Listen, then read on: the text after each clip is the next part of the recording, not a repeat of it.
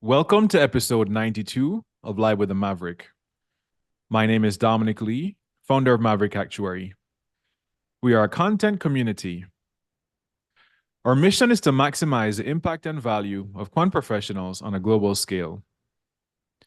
The goal of this series is to educate our community on the most relevant themes in actuarial science, risk management, and analytics. The theme of today's discussion is actuarial reserving, and we are very excited to have with us our guest, 𝗟𝗶𝘃𝗲.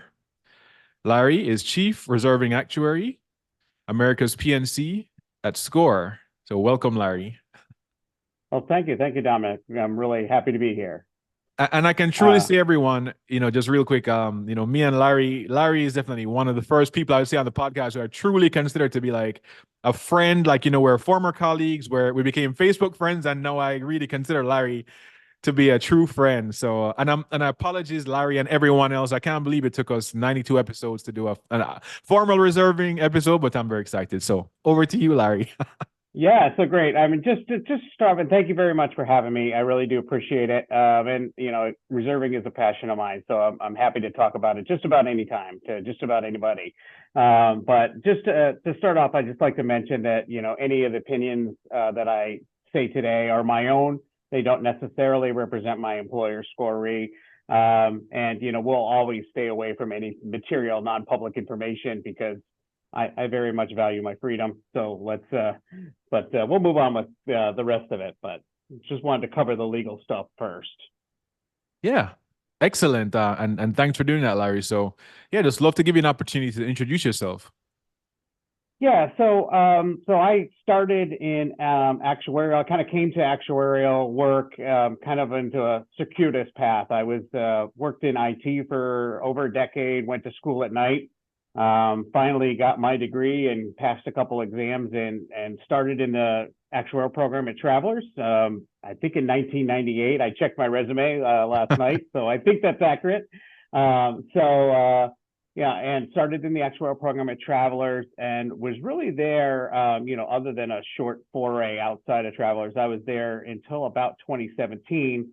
My kind of last position for the last 8 years at Travelers was as the corporate reinsurance actuary. So I kind of got a taste for reinsurance, but decided I needed a new challenge. So in 2017, I went over to 𝗟𝗶𝘃𝗲, which quickly became AXA XL, with the acquisition of AXA of the 𝗟𝗶𝘃𝗲 business.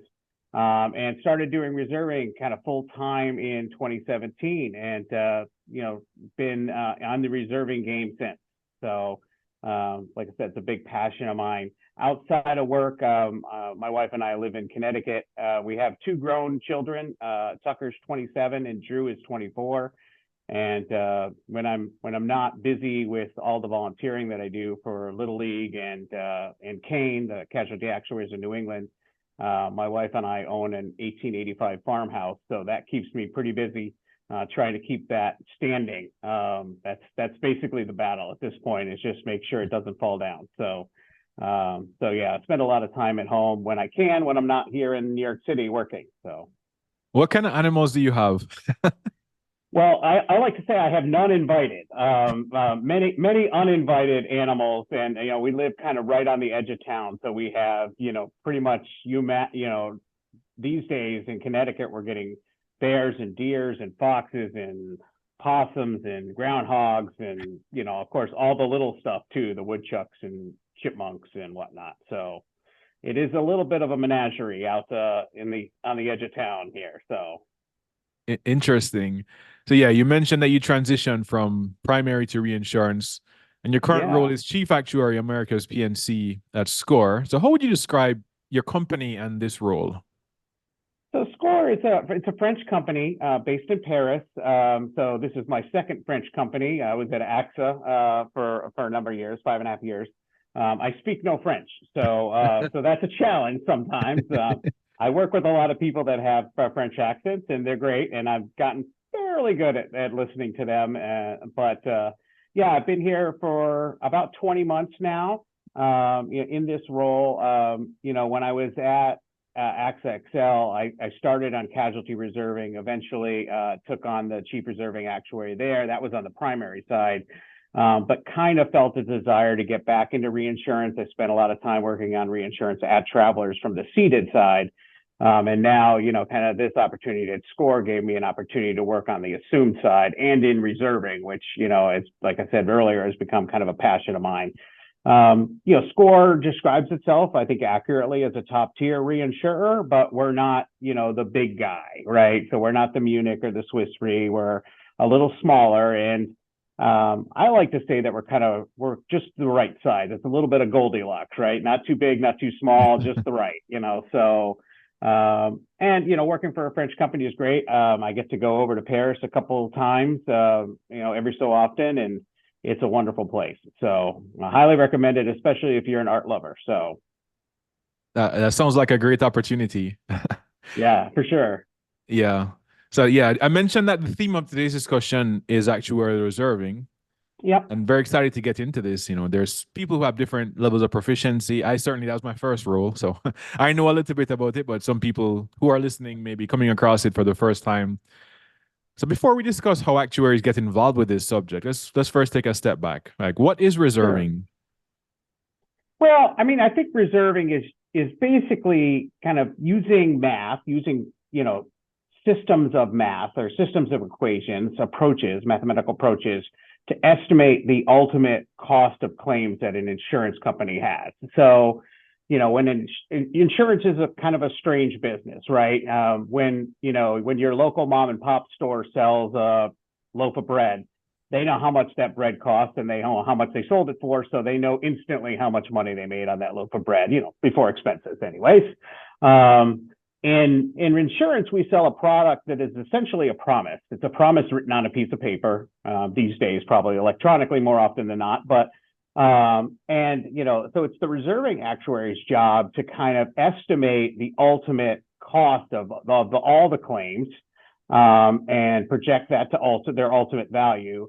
And to ensure that there will be enough money to pay those claims at the end of the day, right? So that's really important, not just for policyholders, but also for our regulators, regulators, and policyholders, regulators, and investors, I should say. So, everybody kind of has a vested interest in at the end of the day, making sure that promise can get fulfilled, right? So. Reinsurers sit at the end of that process insofar as, we'll take risk from primary insurers and provide them additional capital, right? Contingent capital should they need additional capital. So from a reserving perspective, on the reinsurance side, we look at risk that is written by our primary insurance cedent and ceded to us. So it's a little different thing for, dealing with primary and reinsurance. I'm sure we'll get into that more later on, but the basic trade is, I was just gonna say the basic trade is, the basic idea is, what are our losses going to be at ultimate, right? So, sorry, go ahead. I was going to say, I love the loaf of bread analogy. That's very relatable. The one I remember from early in my career was the iPad. Kind of similar, what it costs to make an iPad. But yeah, the loaf of bread is even a better analogy. That's very simple to understand, easy to understand. Yep. Yeah. So in terms of the purpose, that reserving serves for insurance company, you talked about, of course, estimating the ultimate value of the claims. So the companies are essentially, trying to figure out how much money they're on the hook for the service, the promise that they are providing. Now, when you think of that a little bit more broadly, like from a macro perspective, like when you think of the purpose, from a company perspective, how do you think of, that? Well, the one thing that the reserving analysis, the kind of information that you can glean from that is, we look at, the losses on a fairly detailed grade, right? So we can look at, various lines of business or various product segmentations.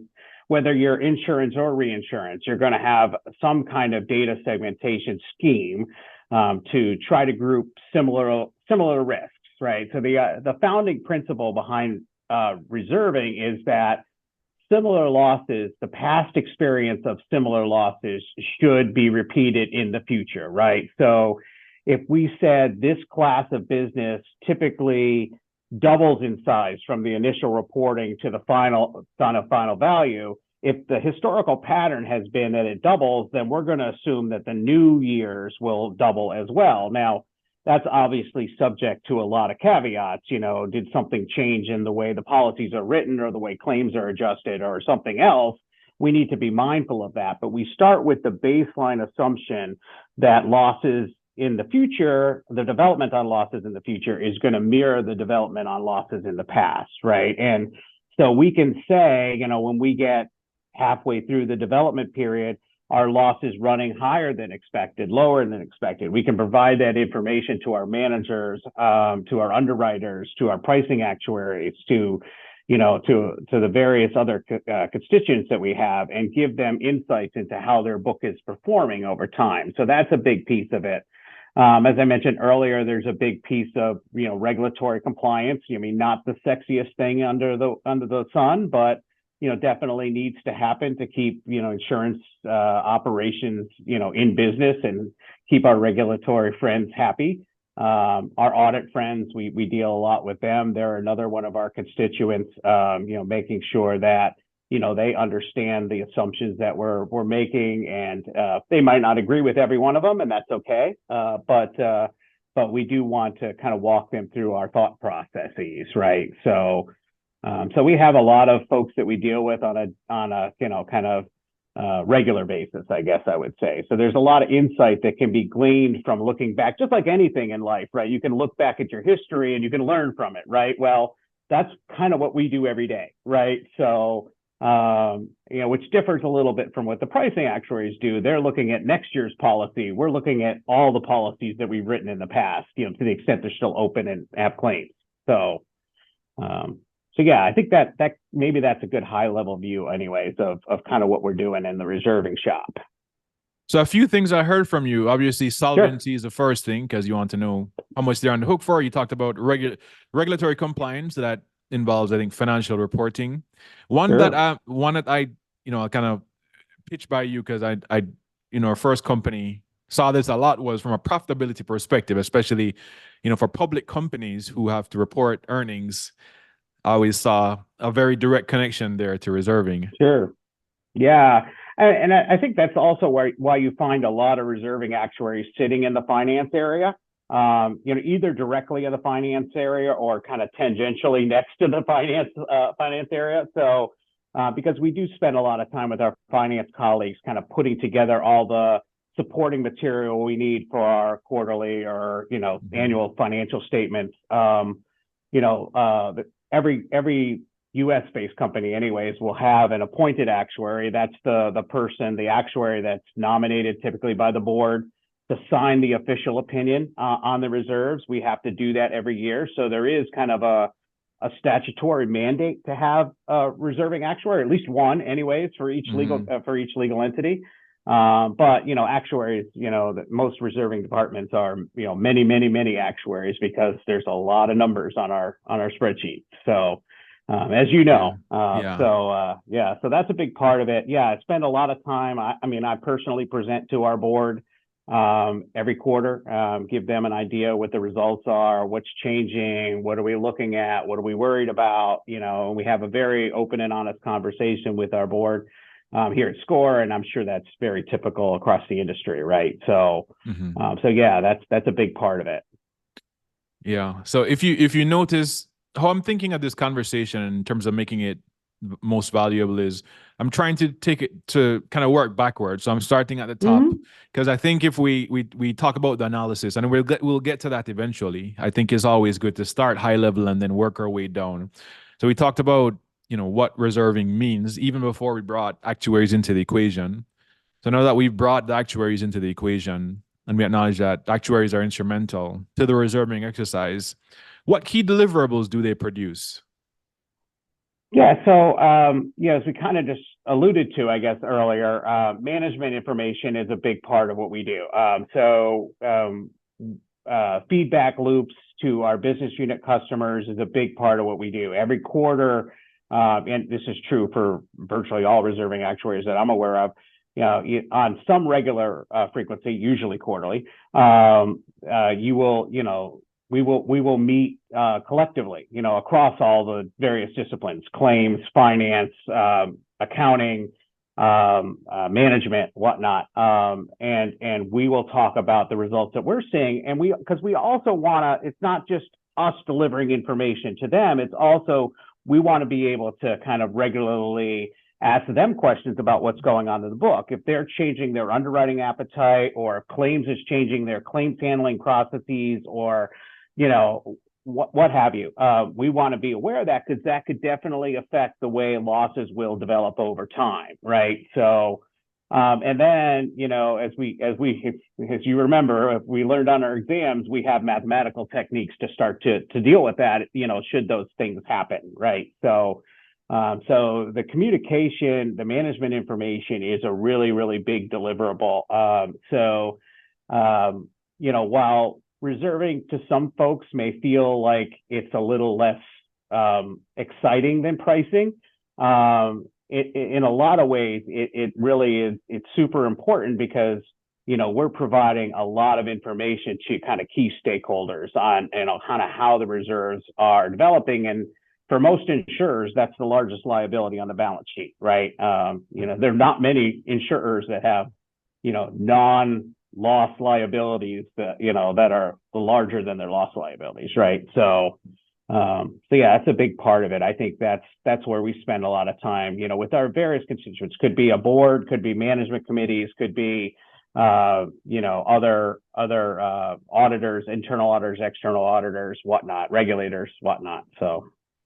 I'm glad you mentioned the claim, because I remember as a reserving actuary, one of my favorite parts was actually quarterly we met with the claims team, you know, who was not, they weren't actuaries, but they were on the ground, and they were kind of the first line of defense, and you learn so much. I mean, even outside of reserving, just you learn things that you wouldn't expect about this particular claim, how it came about, what it involves. And I just thought that was one of the most interesting parts of being a reserving actuary for me.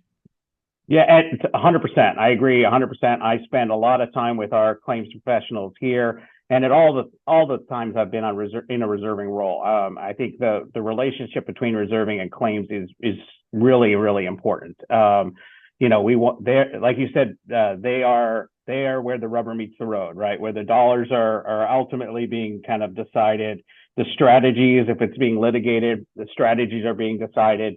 You know, so, and if you get into, you know, kind of more complex things like arbitrations or some latent claims, you're going to spend a lot of time with your claims folks. So that's a really big and very important relationship that we have. Mm-hmm. Now, when I think of the deliverables that I alluded to, when we think about the, you know, I know you mentioned the quarterly reserve review, where you're coming up with what we call the indications, how much we think the company's liable for based on, you know, the line of business. And also some companies may have like month-end close. That's another common one I can think of. Sure. And annual and quarterly things, like these all have downstream impacts. So there are reports and statements that these deliverables support. So what are some of those key reports and statements that these deliverables support? Yeah, so that's a good point. From in the U.S. anyways, when we think about kind of our what we call yellow blanks or statutory reports, Schedule P is the one that kind of leaps to mind. So Schedule P contains, you know, biannual statement line of business, contains triangle data. So the data, when we take our data from a reserving perspective, we're looking at how the data develops over time. Generally, we arrange the data in a triangle. So along each diagonal is another valuation point. So, and as you move down and to the right, you get more and more current data. And just setting the data up in a triangle format allows us to kind of analyze it quickly. So Schedule P is the one that leaps to mind. Allocation of reserving results to Schedule P line, and then the production of Schedule P, and ultimately answering questions, you know, from our regulators and investors, because that's one of the public-facing documents that they will have access to. So we will often get questions about, you know, changes in development as seen through Schedule P. So that's a really important one. Like I said, with the annual opinion, there are a bunch of kind of mandated required documents that we have to publish and sign. I have to publish and sign that detail, you know, how we developed our range and risk factors and stuff like that. So disclosure is a big part. Documentation disclosure is a big part of the reserving world, right? So like any place where you're using mathematical methods and judgment in combination, which we are, documenting what methods were used and what judgments were made is a big part of the actuarial reserving story, if you will. So I spent a lot of my first few months of every year. I spent a lot more time in Microsoft Word than I do in Microsoft Excel.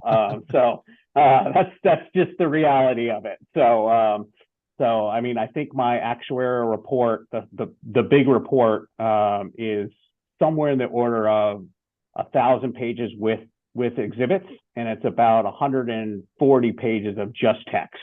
So just to give you an idea of kind of how voluminous the documentation can be, right? So, and this is a statement of actuarial opinion that you're referring to, right? Within the annual statement, is that what you're referring to? Well, that's the report that accompanies the opinion. So the way it works is you put out the actuarial opinion and the summary early on, and that gets included in the yellow blank and the actual statutory plan. And then there's a full report that gets written subsequent to that and has to be completed a little later. And that's the big one where we document everything in, I would say excruciating detail, but it's really only excruciating for me and anyone that has to read it, I suppose. So, but it's like we say in most kind of technical roles, I mean, documentation is your friend, right? You want to document the assumptions you make. So we spend a lot of time doing documentation. Again, not the most exciting part of the job, but absolutely necessary to make sure that somebody else can come in and figure out what we did. I mean, that's a basic actuarial precept, right? So we spend a lot of time on documentation. And then there's others, just very obvious ones like the balance sheets, just thinking of some of the basic financial statements, annual and then quarterly too, where, the reserves kind of presumably would impact. Yeah, and that's where we work really closely with our finance partners. So, we will add the kind of the loss reserve piece of that. It could be loss reserve, it could be expense reserve, it could be, either unallocated or allocated defense and cost containment or adjusting another in the modern world. So we take care of a lot of different reserves in support of the financial statements, and then work closely with our finance friends to get everything, where they need it to be, right? We also do stuff like estimate the discount for workers' comp and, various other, kind of required metrics that we need to calculate in order to produce our financial statements. So, that's actually a good segue, because what I was going to ask about, the next thing I was going to ask is, like, when we think of the deliverables, we talked about what the deliverables, what they are, and some of those downstream impacts. Now, being an actuary, as we've spoken about before, you're not, depending on the role, and depending on where you sit, you may not be the actual decision maker. Oftentimes, when you're a reserving actuary, your work is supporting an actual decision point, and that could be by senior management or someone else. Sure. So what are the key decision points that are impacted by, the deliverables, these actuarial deliverables that reserving actuaries produce? Yeah, that's a great point. So, our job as reserving actuaries, or my job as the chief reserving actuary for SCOR US, is to be an advisor essentially to the management committee. Ultimately, management is going to make the final decision as to what losses get booked. And that's one of the reasons why we produce a range, right? So when we produce a range around our central estimate, and we could talk a little bit more about how we do that, but when we produce a range, one of the reasons why we have that is not only to give external parties an idea how much volatility there could be in the numbers, but also to kind of assess the reasonableness of the management's booking decisions, right? So if management wants to book a little bit more or a little bit less, as long as it's in that range of reasonableness, then generally speaking, the appointed actuary can sign off on the reserves being reasonable. These are all estimates. So at the end of the day, we don't know the final answer. If I knew the final answer, I'd be on a beach somewhere sipping a cool drink. But I don't know the final answer. So I produce a range and then, kind of leave it up to management, with a fair amount of counsel, right, to come up with booking decisions. And there may be reasons why they want to book a little more. Maybe they're a little worried about something that we're not worried about, or maybe a little less, for various reasons. And we could speculate on some of those, I suppose. Yeah, I mean, that's our job is essentially as advisors, right, ultimately. And where it would really become problematic is if management wanted to book something either really, really outside of our range, either high or low, right? So I would say that high is less problematic than low. Low, just meaning that we don't have, we wouldn't say that the reserves are adequate at that point, or we couldn't say that they were adequate. And then we get into discussions about whether we can offer an opinion on those reserves, or a clean opinion on those reserves. The folks that get aggrieved when reserves get too high are taxing agencies. Reserves are an expense, so the more reserves you have, the less you have in taxable income. Taxing our friends at the IRS and other taxing jurisdictions will be more aggrieved if the reserves get too high. Investors and regulators, generally speaking, might be okay with it. Regulators will certainly be okay with it. Investors may or may not, depending on how worried they are about the volatility, right? So, but yeah, it's a big part of kind of what we do ultimately. So I'm fortunate to work for a company where, we generally book our best estimate. So that makes my job a lot easier. But I have been at places where that's not true, and it does make the job harder. So. I see. Yeah. No, I like that you talked about that relationship with management, and you talked a bit about booking, and previously we talked a bit about claims and a few other partners, but I want to actually dig a bit deeper on those relationships. So reserving actuaries work with various business partners for different reasons. First, let's talk about who are the key business partners they interact with, and then what's the nature of those interactions. So we talked a little bit about finance already. So finance, the key interaction there is really preparing all of those financial reports for management, regulators, auditors, whoever the customers are, boards, board of directors, whatnot. We work closely. I've reported directly to the local CFO. I've also reported to through other kind of next door to the finance chain, kind of setting right off to the side. I don't know that it really matters as much as long as you're talking a lot and frequently. When I'm here in New York, I sit, just a couple desks over from my finance colleague, and we talk all the time and try to get, we want to make sure that when we're presenting to the board, we're presenting one message essentially, I'll talk a lot about the reserves. They'll talk about, kind of some of the other movements, could be changes in ceding commissions or expenses or whatnot, investments. So that's a big partnership. Claims that we talked about earlier, I mean, that I think is probably the most critical resource. So I spent a lot of time with our claims folks. I participate in claims audits, which is a lot of fun. To be honest, to get your hands dirty a little bit and read claim files, I think is important from time to time. I don't have enough time to do that every day, but certainly read a lot of our large loss notices that come from claim. And we quite frequently want to go back and ask a clarifying question. Is this all, or are we expecting more? So we can position the reserves accordingly, right? So that's a big one. Obviously, kind of our underwriting and management colleagues we talk to provide feedback loop. What we're seeing, are there changes in their book that we need to be mindful of? That's a big part of what we do. Trying to think of pricing actuaries are probably the other big constituent that we should probably touch on real quick, because I mentioned before, pricing actuaries are kind of pricing next year's policy, but that will eventually become a reserving risk, right? As soon as that policy, kind of is earned, if you will, it becomes a reserving risk. So, the alignment of assumptions between pricing and reserving is really a very key element to have for any insurance company, right? And for a reinsurance company, I think even more so, because we have a lot less data, generally speaking, than a primary carrier would. So, aligning, we don't have to agree on every assumption, but we should generally be aligned as to, what historical rate changes look like, what do trends look like, what do loss development patterns look like, so that when we're projecting, kind of our past policies, we're using a consistent set of assumptions, right? So that's key. And again, the pricing actuaries are, especially in reinsurance, are working on a deal by deal, cedent by cedent basis. So they're always more in the weeds than we are in the reserving side. So it's really important to kind of talk with them periodically to see what they're seeing on the front lines, if you will, right? So that's probably the other one that I would probably highlight today. Yeah.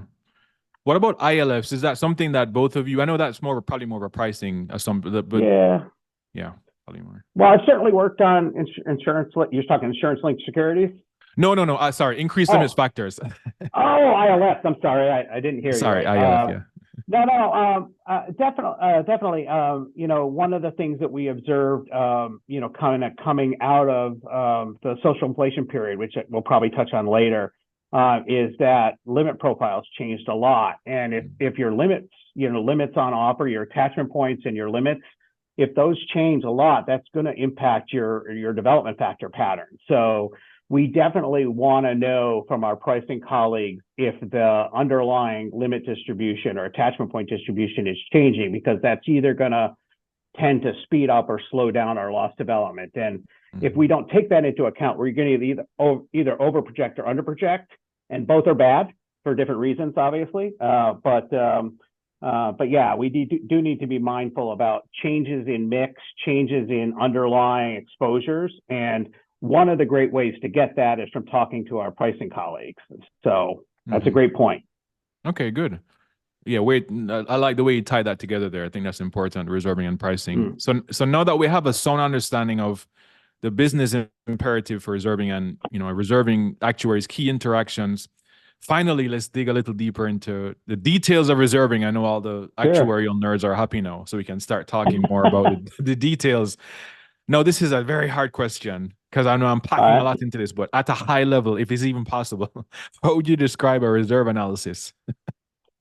Yeah, so I think the analysis is really looking at, so we do it on a quarterly basis. So we're going to look at all the data that's come in the last quarter, all the losses that have come in. In our case, we're going to look at what premium has been earned in the last year. We do everything on an underwriting year basis in the reinsurance world. So we're looking at groups of contracts, not groups of claims when we do underwriting. So that's a difference between primary and reinsurance.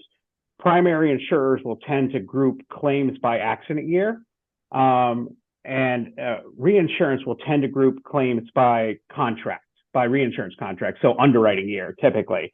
So, for example, I'm still earning premium on my 2023 underwriting year, right? So my premium is moving as well as my losses. So the first thing we do is we look at what changed since last quarter.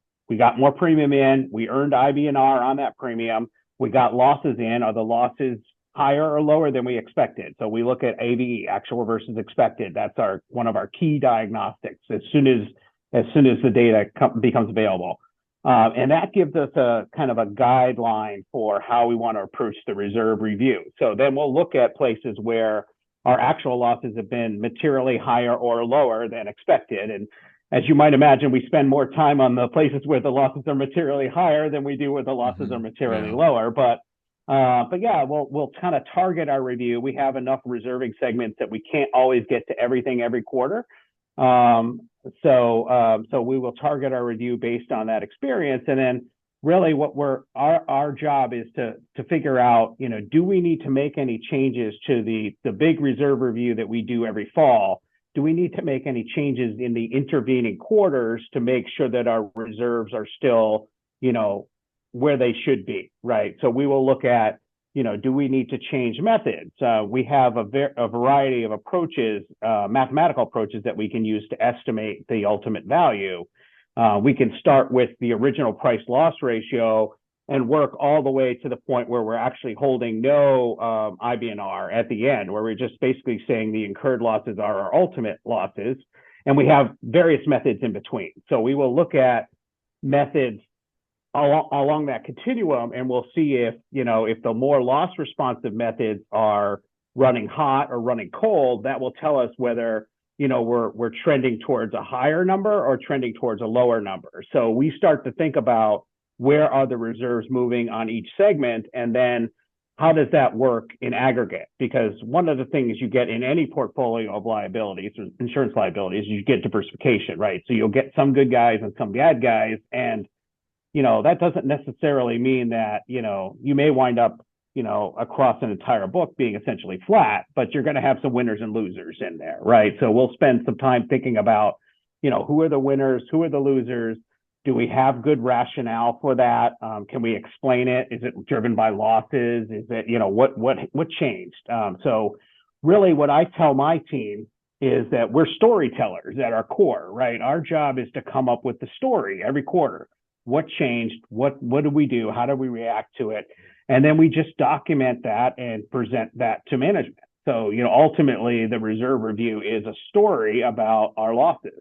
And I think if you think about it as kind of telling a story, I think it helps you contextualize the reserve review and turn it from a mathematical exercise into something that people can kind of consume on a, kind of more human basis, if you will, right? So I spent a lot of time with my team talking about what's, asking the question, what's the story, right? So, we get to be fairly good storytellers after a while. So, hopefully it's mostly based in fact, but there's some opinion mixed in there too from time to time, for sure. So, yeah, I'm a big fan of storytelling with the brand. As something I want to help at least cultivate and showcase within the profession.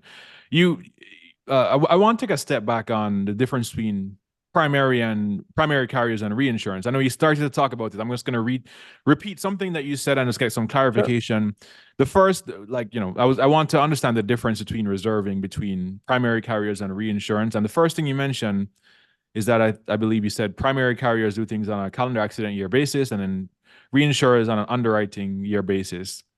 I keep forgetting if underwriting and policy. I probably shouldn't say that, but sometimes I'm pretty much the same thing, right? Yeah, year of account for our friends in the UK, especially at Lloyd's, like to say year of account, policy year, underwriting year. It's all very similar. So yeah, they're really two schemes of segmenting your data, right? You can group all your claims by an accident year, typically accident quarter, accident year. And your premium then would be calendar year earned premium, right? So to align with align the premium to the losses. So that's very typically used by most, certainly most US-based primary insurers will group their data. And the idea behind that is that these accidents all occur in a similar economic climate, so you would want to think about them in a similar way, right? So that's that side of the house, and that's typical in primary insurance. In reinsurance, we typically think of everything on a renewal cycle basis. So we think about, okay, when does this treaty come up for renewal? And so all of the production side of the house, right, the underwriters and whatnot, is all focused on the renewal cycle. So we group our data in a similar manner, which is group everything by that underwriting year. So the premium earns over the span of the underwriting year, and if it's a risk attaching treaty, then it can earn over multiple years, right? So premium development is something that comes into play when you're dealing with underwriting year data, right? Whereas in calendar accident year, as soon as the year is over, the calendar year is over, your earned premium is fixed, right? But for maybe some adjustments to the premium that may need to be made. But there's no development period per se on premium unless you have, like I said, adjustments to flow back to the prior year. But yeah, in underwriting year, like it is much slower because we're waiting for all of those contracts to expire, right? So our losses take longer. That year takes longer to kind of fully earn, if you will. So our development patterns are longer and therefore more leveraged. But it is the way that our business unit customers think about the business. So we do that work, even though there are some technical reasons why it's more complicated and more leveraged. There's a business imperative to do it that way. And, like I said before, there are outside of the U.S., there are various places that just prefer to do year of account, Lloyd's being kind of the number one that I can think of, right? Because everything at Lloyd's comes from a world where there were certain names on certain contracts in a certain period, and you kind of had to settle up, right? So a similar kind of mindset to what we would see here in reinsurance. So what specifically is the additional degree of freedom that you mentioned when you look at reinsurance versus primary? Well, there's really a couple things. So there's the fact that it takes longer for everything to develop, right? So there's more leverage in all your development factors, right? And then the other thing is the data quality and quantity is much different. Like if you're a primary insurer, you're writing the policies, you know all the policy attributes, right? You know all the underwriting characteristics, you know all the claim statistics, probably, hopefully, anyways, and you have access to all of that data. In reinsurance, we have access to the data that the cedant is contractually required to give us, which is a small subset of the total, right? So we have to work with much less information. And I think generally speaking in the reinsurance world, that just means that reserving actuaries tend to be a little bit more conservative because we have to build in a little bit more of a hedge against uncertainty than you would have to if you were doing something, I'm going to say relatively straightforward, like personal lines, homeowners or auto or something like that, right? Where you have a lot of data and very homogeneous data, right? We may not have very homogeneous data either, right? So whether it be underlying contract type or whatnot. So the heterogeneity in our data also is another issue, another challenge for us, right? We try to segment our data so that it is as homogeneous as possible, but it's never going to be as clean as data on the primary side, right? So it's kind of a next level thing when you move from primary to reinsurance. The data gets thinner, it gets more leveraged, and as a consequence, you're just less certain about every estimate that you make, right? So does that help? So, yeah, for sure. So other than how the data is organized or grouped for the analysis, are there any other significant differences between both? Yeah, so we'll definitely segment by reinsurance type. So proportional quota share versus non-proportional excess of loss makes a big difference, as you might imagine. If we're taking a share of each and every, then it feels a lot more like primary, right? If we're taking only the excess piece on like an excess of loss contract, then it's much more leverage. So when we segment data, the first thing we do is what kind of treaty, what kind of contract is this from, right? Where obviously on the primary side, they don't have that for the most part, right? Unless they're selling like a claims made offering and a losses occurring offering, they may segment those separately. But it would be a similar thing to doing something like that on the primary side, right? So, but yeah, I mean, we do definitely segment by reinsurance type first, and just because we're a reinsurer as our primary focus, that doesn't mean we don't do any primary. We have program business and other stuff that looks a lot more like regular insurance, right? So we kind of have to be able to live in both worlds, if you will. So. So yeah, so that's helpful in terms of understanding the differences between primary carrier reserving and reinsurance reserving. Another thing, interesting dynamic you've had the pleasure of witnessing or working with is understanding the difference between reserving in the US versus in international jurisdictions. Yep. So I'm curious to learn about some of the key differences in reserving between US and international. Yeah, so at SCOR we work with a lot of colleagues, in Paris and UK and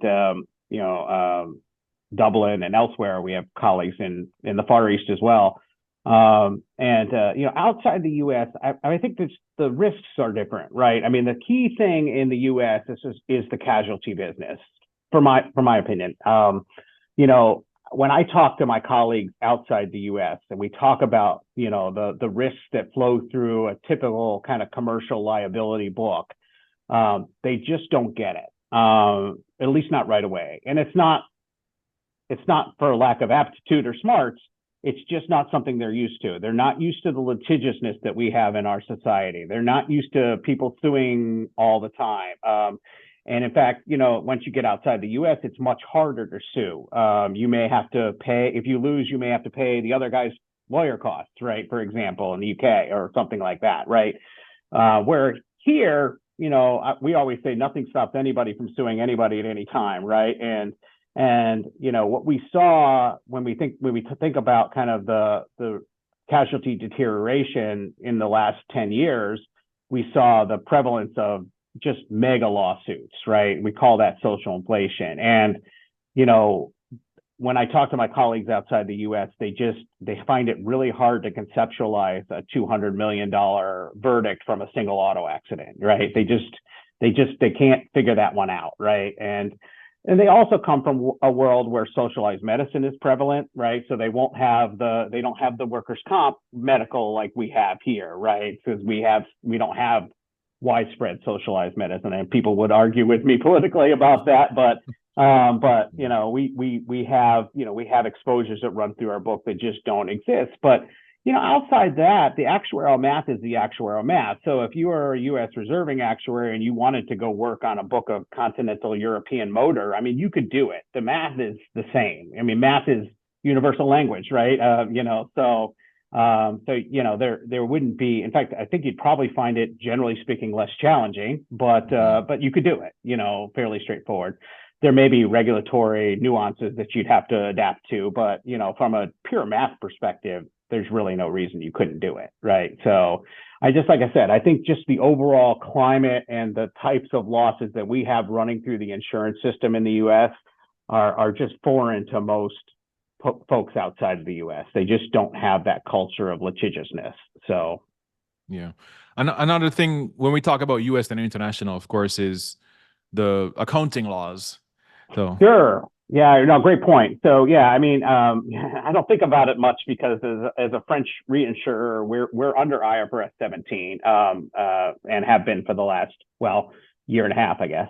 But yeah, so fair value accounting, or whatever you want to call it, whether it be Solvency II or IFRS 17, those are differences in the way your data and your insurance company is the results of your insurance company are going to be reported externally. And when we think about fair value accounting, the big thing from a reserving perspective is we now have to think long and hard about what we expect our future loss ratios to be. So any unearned premium or policies that have been written but not yet earned, we need to have a loss ratio for those, because we're going to earn all of that premium and the expected losses on that for the future period.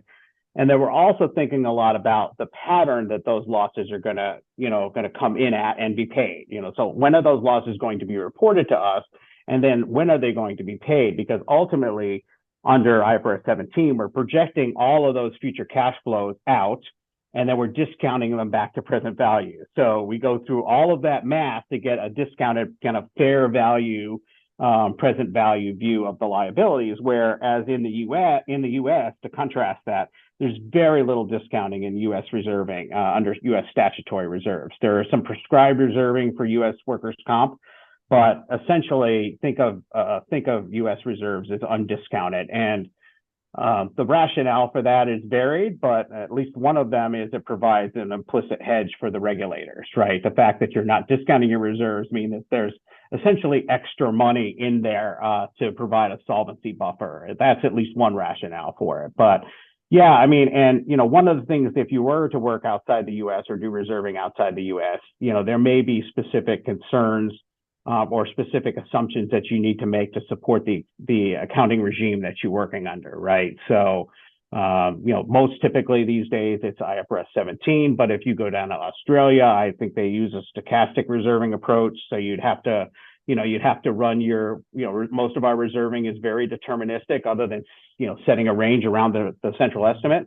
But if you were working under a regulatory regime that required stochastic reserves, then you would have to model your reserves and make assumptions as to volatility and timing of payments and all that. So it can get very complicated. The U.S. system is actually kind of probably the simplest regime out there at the current moment. And I guess I forgot, because I get so caught up in IFRS 17, working for a French company. So. Yeah. But I still sign a U.S. statutory opinion, so I can't forget it all, right? So.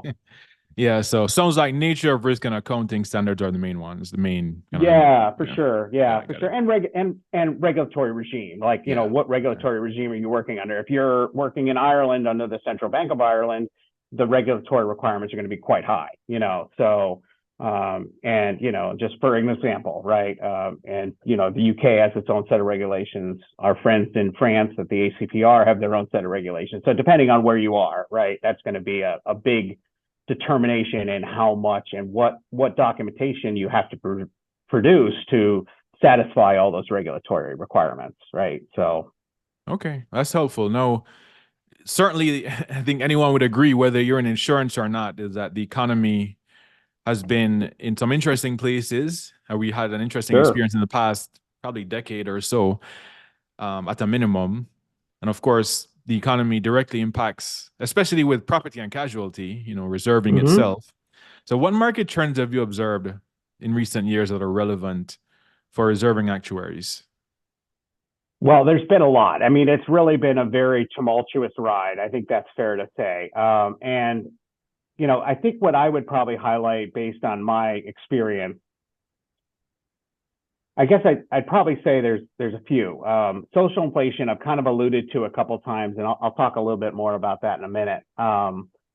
Macroeconomic inflation, when the Russia-Ukraine war started, we all remember a couple of years ago that energy prices went through the roof, and we had supply chain disruptions. And if you were trying to build an addition on your house, how much plywood costs for a brief period of time. It's still pretty high. So that was one. COVID, obviously, we can't overlook COVID. So I think macroeconomic inflation, social inflation, and COVID are kind of the big ones that run through. And then I guess climate change would be a fourth. If I was going to throw a fourth in there, I'd throw climate change. I mean, that's definitely changed the risk appetite of most insurers and reinsurers, some quite significantly. Some have exited marketplaces quite publicly, especially Florida, right? So due to climate change. So for my world, which is largely dominated by casualty reserves, whether it be auto liability, general liability, or whatnot, professional liability, social inflation is by far the largest impact that we've seen, and that really just refers to the fact that over the last decade or so, jury awards have skyrocketed. And, if you paid attention to the news, you've seen, like I alluded to before, $200 million single auto accident, jury awards, and they've gone up. And it's not just auto accidents, it's product liability, it's premises, it's all of that, right? So, and so we saw, the way I kind of think about casualty reserves is in four kind of eras, if you will, kind of the pre-social inflation world of 2014 and prior. And if you go back too much, then it gets a little dicey, but let's just assume let's not go back too far. 2015 to 2019 is kind of the core social inflation years, where we saw across the industry dramatic increases in casualty reserves. 2020 to 2022 roughly is COVID. So we kind of think of jury awards, courts being closed, plaintiffs' attorneys not being able to access juries. And I mention juries a lot because it really is, what plaintiffs' attorneys want to do by and large is get in front of sympathetic juries and find ways to make them very mad at the accused, if you will. And if they're a corporate defendant, very mad at the corporation for being as callous as, of course, they were alleged to be. And get the biggest number they can get. And remember, the first thing in any one of those claims is the disclosure of available limits, right? So the insurance companies are required in most jurisdictions to require to disclose the limits that are available. So that sets the kind of the tone for the whole litigation at that point, right? So, and then of course I would say 2023 and subsequent, right, where I think maybe the pause button on COVID has come off, and we're kind of expecting lawsuits to continue, but we really haven't seen enough of that yet. But I think it's a pretty good bet that that's going to come back. But across the entire industry, social inflation was a multi-billion-dollar event essentially in reserves. And I was at when I was at AXA XL, we did significant reserve strengthenings. We've done those here at SCOR prior to my joining for the most part. That was a big issue. Now, the response from the insurance industry has been swift. Rates have gone up dramatically. Available limits have come down dramatically. And, I think we think that the product is in a lot better shape than it was a few years ago, but, time will tell, obviously. So, but that's been, in my career kind of span, if you will, that was probably the most dramatic since the financial crisis in 2008, 2009, right? So, and then, you go back to some large cats before that in 2005 and whatnot. So I have a quick follow-up because one of the interesting things you mentioned in our pre-meet was that you said that there are four changes in 10 diagonals. So when you think of reserving, of course, that can impact the way you're doing reserving. And I think that was really interesting. So how do you think through, given the four errors you mentioned, there's four changes in 10 diagonals? Yeah, and it's really hard to deal with that much change. I mean, actuaries are not great at dealing with that much change in such a short period of time. I remember when I was at AXA, I think our on-level factor was something like 2.5, 250%, right? So rates and policy structure had essentially changed by a 2.5 factor. That never happens. I mean, we're used to thinking about trends in 10% a year, 15% a year, 5% a year, not 250%, over 5 years. That's just a number that doesn't compute, right? So I think there's two things you have to think about. You have to kind of separate loss development from rate adequacy, right? So rate adequacy, are the policies adequate? Are they priced adequately? That's kind of separate. From a reserving perspective, I'm really interested in, given that we have this many losses, this number of losses, dollar-wise anyways, how are they going to develop to their ultimate? And I'm not entirely convinced that the pattern changed a lot. I think it changed a little bit, but if everything lifts equally, the pattern doesn't change because they're all just ratios to one another, So I think the shape of the curve probably changed a little bit, but it's really hard to tease that out, when so much is changing so fast, right? So it's something that I suspect our academic friends will spend a lot of time writing papers about as we get more and more diagonals for those years. And, we do, like we said earlier, we do have mathematical approaches to that, but when the factors get as large as they are, they kind of start to break down and look silly. So we've kind of focused mostly on the development factors, looking at the kind of development factors on a ratio basis, so as to not get too biased by the size of the losses that they're sitting on top of. And I think that served us pretty well. And I think generally speaking, we should kind of assume that the go forward world is going to kind of look like 2015 to 2019. And if we use that as a baseline assumption, I'd be happy to be proven wrong that the loss development isn't that severe, but I think for a baseline, it probably makes sense to at least assume that that's a good place to start, right? So, but yeah, it's very, very challenging, and we spend a lot of time looking and stress testing our assumptions and seeing, okay, well, what if we let more of this come in, and how much does that move the number? And I think that's it's kind of an iterative and painful way to go about it, but I think that is probably the best approach, is to kind of start to stress test your assumptions and see how skewed or how changed they could be depending on what assumptions you use, what years you include. That's a big deal. When we're talking about excess casualty and umbrella, we want to use a lot of years, but as you mentioned, that means we're going through multiple eras to try to get that, and that makes it really hard. So I think for the moment, we're kind of going shorter on our averages until we kind of know more. But yeah, that's where it gets a lot less mathematical and a lot more judgmental, right? So yeah, great question. Yeah, well, I learned so much, Larry, in this conversation, and I'm looking forward to sharing it with the community. I think this is a great first episode on reserving. Couldn't ask for a better episode with a better person. So just wanted to thank you again for your time. Oh, you're very welcome. Thanks for the opportunity. I really enjoyed it. Okay, great. Have a great rest of the night, Larry. Take care. Yeah, you too. Bye now. Bye.